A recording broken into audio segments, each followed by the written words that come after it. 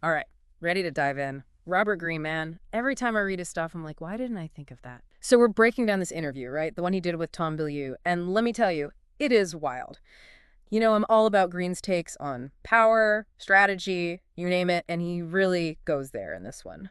We're talking about staying above the noise, right? This whole crazy information age, not losing yourself, which I know is huge for you It's too. a real challenge these days. No kidding. Greene calls it a culture of BS. And honestly, who's going to argue with that? He's not wrong.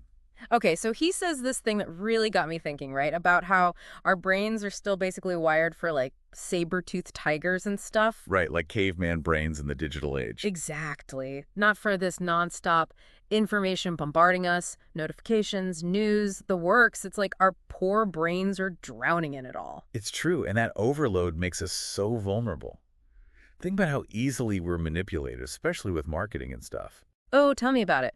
Remember that part where he talks about the studies on touch? Like, just a little touch from a salesperson can increase your odds of buying something by like 80%. It's crazy how much our subconscious plays into it. Seriously, blew my mind. Marketers are out here pushing all the right buttons without us even realizing. It's like we're hardwired to respond, you know? Fascinating and a little scary. And it gets even deeper, right? Because then Greene hits us with this question, like, out of nowhere, how much of what you believe is actually your belief? Like, whoa, Makes you think, right? big time. Versus, and get this, he says, versus absorbed conditioning. Like, we've just been programmed or something. Yeah, like we're on autopilot, just soaking it all up. Right. And he compares it to, remember those Pavlov's dogs experiments? You ring the bell, dog gets a treat, and eventually it's just drooling at the bell itself. Classic conditioning. Exactly. But here's the kicker. Instead of a bell, it's like everything. The media, who we hang out with, even stuff from when we were kids, it's shaping our beliefs, our reactions, the whole shebang. Kind of freaky when you think about it. Absolutely. And the thing is, it's often happening on a subconscious level. We don't even realize it's influencing us. Right, like it's totally under the radar. Which is why, and I thought this was huge, he talks about how crucial self-awareness is now more than ever. It's the key to breaking free. Yeah. Totally. And you know what he says about that? Meditation. Now, before you tune out, I know, you've heard it all before, but he explains it differently. Oh, yeah.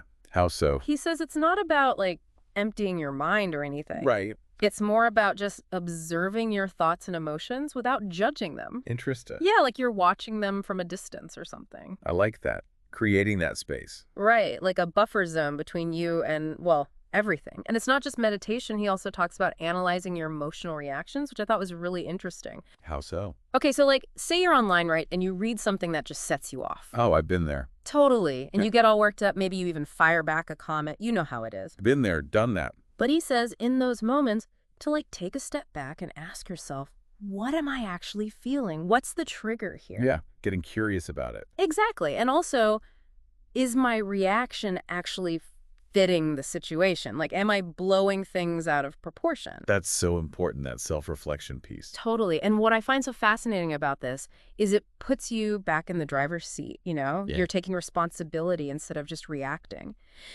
One thing that really stuck with me was how Greene connects this whole emotional mastery thing to what he calls the shadow side. Oh, interesting. Tell me more about that. Right. So he's talking about those darker parts of ourselves, anger, envy, that kind of stuff. The stuff we usually try to hide. Exactly. But get this, he says those emotions, the ones we try so hard to push down, can actually be like this huge source of energy and creativity. Oh, wow. So it's not about getting rid of them completely. No, that's just it. It's about harnessing them. And the best part, he tells this whole story about how this played out in his own life. No way. What happened? Okay, so he's working in Hollywood, right? And he's like surrounded by all this, as he calls it, hypocrisy and manipulation. Sounds about right. Right.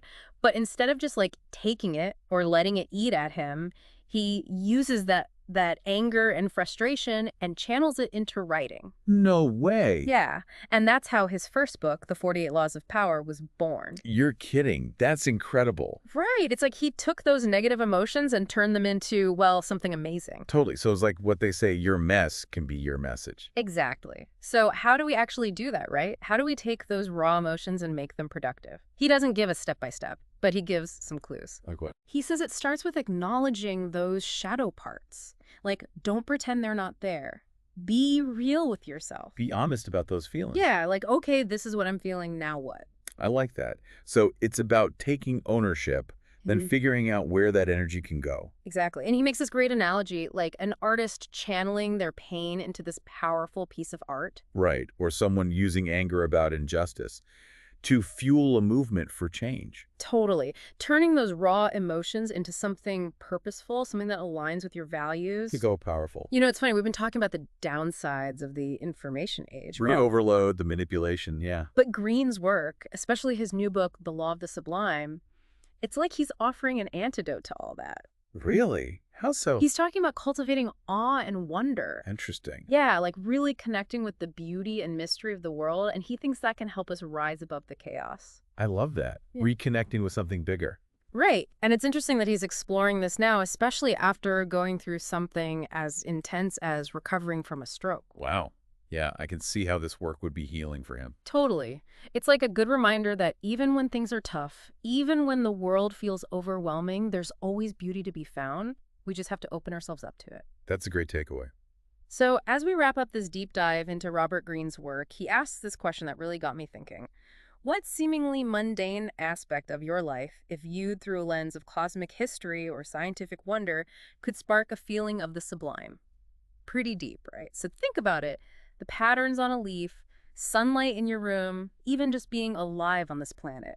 It's all pretty amazing when you stop and think about it. It's about perspective, Yeah. finding the extraordinary in the ordinary. And on that note, that wraps up our deep dive for today. We hope you've enjoyed this conversation and that it's inspired you to navigate the world a bit more mindfully.